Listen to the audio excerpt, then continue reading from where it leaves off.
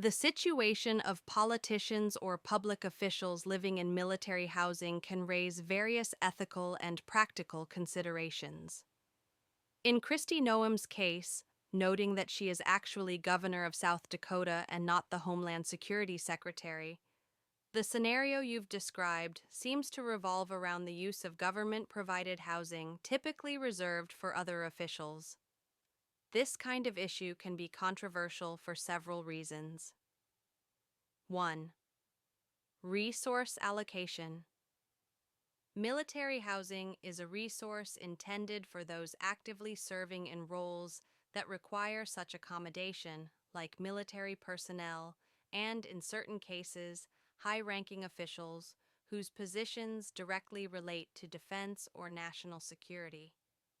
If a politician occupies such housing without clear justification, it can be seen as an inappropriate use of federal resources. 2. Perception of privilege.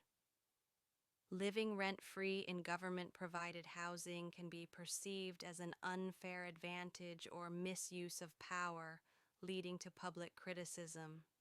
It may suggest that certain public officials receive benefits that are not available to ordinary citizens, sparking discussions about equity and privilege. 3. Transparency and accountability. Public officials are typically expected to maintain high levels of transparency and accountability. Questions about housing arrangements can lead to scrutiny and demands for full disclosure of the circumstances that led to such living arrangements. If there is a perceived lack of transparency, it can erode public trust. 4. Legal and ethical implications. Depending on the specific laws and guidelines governing the use of military housing, there might be legal implications for having a politician living in such accommodations.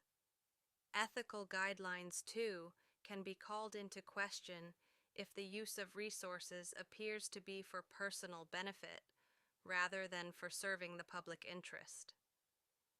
In discussing the controversy, it's important to consider both sides. Some might argue that if the housing was temporarily unoccupied and there were no additional costs to taxpayers, it might not be as significant an issue. However, others would argue that it sets a problematic precedent regardless of circumstances. Ultimately, clarity on the policies governing such situations, transparency about the terms under which the accommodation was granted, and consistent application of rules are essential to maintaining public trust and ensuring accountability in the use of government resources.